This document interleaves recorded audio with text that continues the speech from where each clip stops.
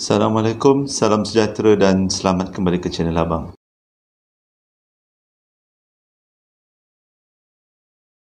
Hari ini Abang nak menceritakan tentang satu kes pembunuhan keluarga yang berlaku pada tahun 2018 melibatkan seorang lelaki yang bernama Christopher, di mana dia sanggup membunuh isterinya yang bernama Shannon bersama dua orang anak perempuannya yang berumur 4 dan 3 tahun. Jadi kalau korang nak tahu cerita daripada mula sampai habis, tonton video Abang. Dan kalau korang berminat, bolehlah subscribe channel Abang kerana ia akan menjadi motivasi untuk Abang menceritakan kisah-kisah yang menarik dalam posting Abang yang akan datang, di mana ia akan menjadi sesuatu yang positif untuk kita semua. Untuk cerita kali ini, Christopher Abang akan wakilkan dengan nama si suami, manakala Shannon Abang akan wakilkan dengan nama si isteri, dan anak-anak mereka Abang wakilkan dengan nama anak-anak.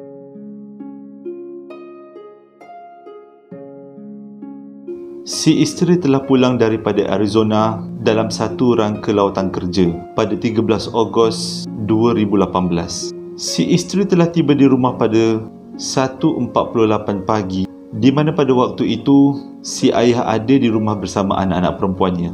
Lawatan kerja telah dilakukan bersama rakannya yang bernama Atkinson. Keesokan harinya, pada siang 13 Ogos 2018, rakan kepada si isteri yang bernama Atkinson telah melaporkan kehilangan si isteri yang bernama Shannon.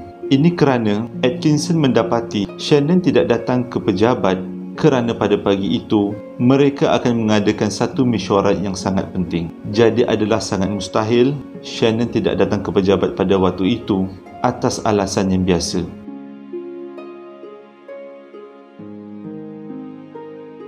Setelah mendapati rakannya tidak datang ke pejabat, Atkinson telah menelefon, tetapi panggilannya tidak dijawab oleh Shannon. Lalu Atkinson telah menghantar beberapa mesej untuk memberi peringatan supaya Shannon datang ke pejabat dengan kadar segera. Tapi masih juga Shannon tidak menjawab. Atkinson mula berasa curiga.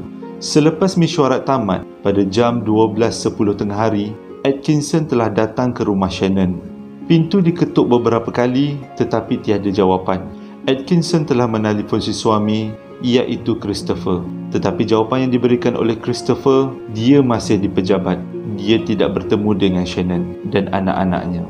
Pihak polis telah dipanggil ke tempat kejadian. Satu kereta polis dengan beberapa anggota telah tiba di rumah Shannon pada jam 1.40 tengah hari. Pada masa yang sama juga, Christopher telah pulang ke rumah kerana telah diberitahu isteri dan anak-anaknya hilang. Christopher menunjukkan muka yang sangat sugul atas berita kehilangan isteri dan anak-anaknya.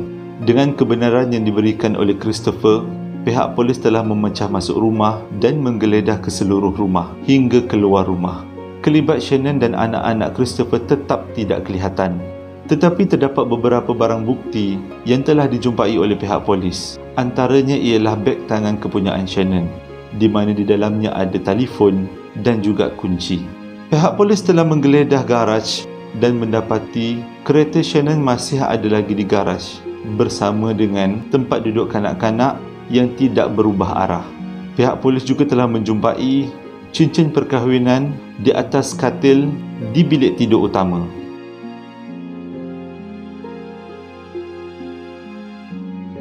FBI dan Badan Siasatan Colorado telah melakukan siasatan sehingga 14 Ogos, iaitu keesokan harinya.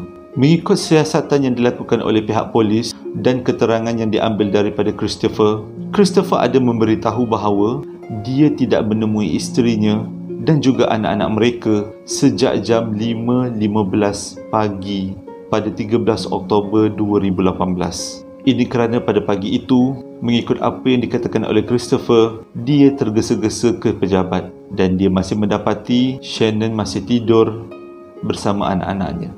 Yang lebih menyakitkan hati lagi, sewaktu Christopher ditemu ramah oleh stesen TV, Christopher sempat menangis memujuk isterinya dan anak-anaknya supaya pulang ke pangkuannya. Pada waktu itu tak ada siapa yang tahu bahawa Christopher lah pembunuhnya.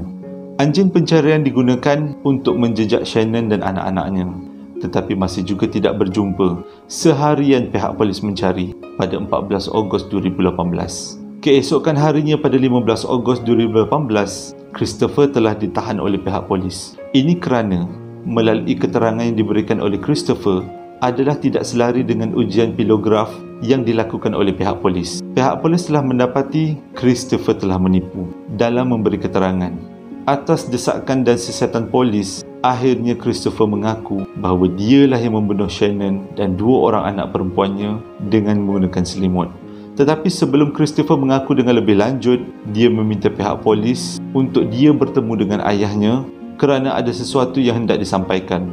Mengikut soal siasat polis juga, Christopher mengaku pada asalnya dia bertengkar dengan Shannon dan dia tidak terfikir untuk membunuh Shannon dan anak-anak. Akibat daripada pertengkaran itu, dia telah terbunuh Shannon dan secara tidak sengaja terbunuh 2 orang anak perempuannya. Christopher didesak untuk memberitahu pihak polis di manakah mayat Shannon dan anak-anaknya. Christopher memberitahu bahawa mayat Shannon dan anak-anaknya telah dikuburkan di satu tapak penyimpanan minyak tempat dia bekerja. Pihak polis telah bergegas ke tempat kejadian dan mencari lokasi mayat seperti yang diceritakan oleh Christopher. Pencarian mayat ini berlaku pada 16 Ogos 2018. Selepas 3 hari, berita kehilangan 3 beranak ini dilaporkan. Mayat kedua-dua anaknya yang malang ini telah dijumpai dalam tangki minyak, manakala mayat Shannon dijumpai telah dikuburkan di kawasan berhampiran.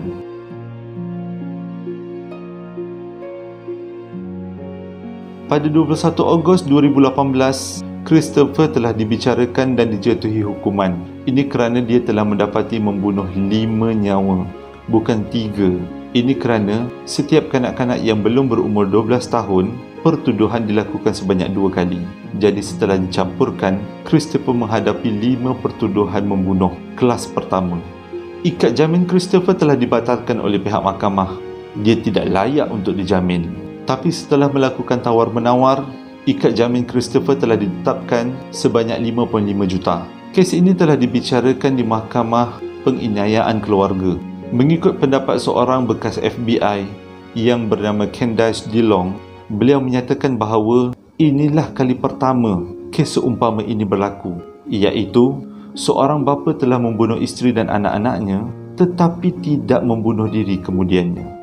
Pada kebiasaannya, setelah seseorang membunuh ahli keluarganya, dia akan membunuh diri sebagai tanda penyesalan. Tapi ini tidak berlaku pada Christopher. Christopher seolah-olah tidak berasa simpati terhadap isteri dan anak-anaknya. Melalui berbual bersama peguam Christopher, pihak media telah mendapati punca sebenar mereka bergaduh pada malam 13 Ogos 2018 adalah kerana Christopher telah mengugat cerai bersama Shannon. Perkara ini tidak dapat diterima oleh Shannon kerana pada pendapat Shannon, perkahwinan mereka adalah baik-baik saja, tidak ada sebarang masalah. Dan pada malam itu, setelah Shannon mendengar sebab musabab kenapa Christopher mohon cerai, Shannon berasa sangat geram. Ini kerana Christopher ingin bercerai dengan Shannon adalah disebabkan Christopher mempunyai perempuan simpanan yang ingin dikahwininya. Perkara ini tidak dapat diterima oleh Shannon dan berlaku sedikit pergaduhan. Dengan tidak sengaja, Shannon telah dibunuh oleh Christopher dan perkara ini telah disaksikan oleh 2 orang anaknya. Untuk menghapuskan bukti, Christopher telah membunuh anak kandungnya dengan menukup muka mereka dengan selimut. Ketiga-tiga mayat ini telah dibawa menggunakan lori menuju ke pusat penyimpanan minyak di mana tempat Christopher bekerja.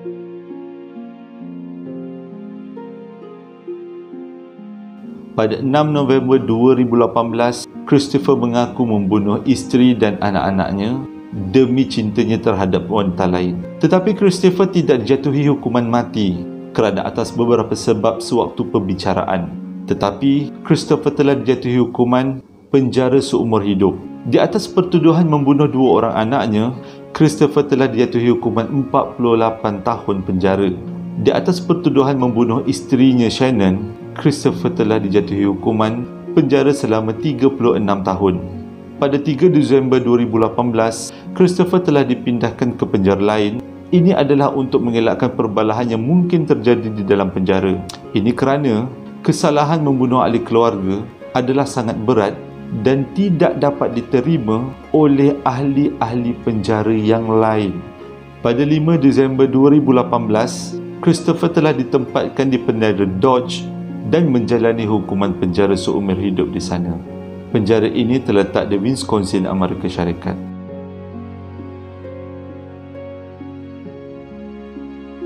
Kisah pembunuhan sedih ini sebenarnya diminta oleh kawan abang untuk diceritakan. Pada mulanya abang berasa berat kerana ia menyelibatkan pembunuhan keluarga. Abang tak sampai hati nak ceritakan. Tapi selepas abang baca, abang tak tahu apa yang Christopher fikirkan. Kenapa dia sanggup membunuh isteri dan anak-anaknya? Anak-anak yang masih kecil tapi dibunuh. Isteri yang tidak bersalah akhirnya mati. Sewaktu abang baca keseluruhan kisah ini, abang rasa sangat sedih. Mana hilangnya asas pertimbangan kita sebagai manusia.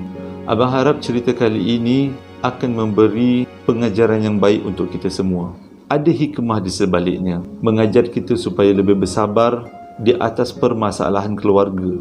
Terima kasih sebab dah menonton abang daripada mula sampai habis. Hingga berjumpa lagi dalam posting abang yang akan datang. Assalamualaikum warahmatullahi wabarakatuh.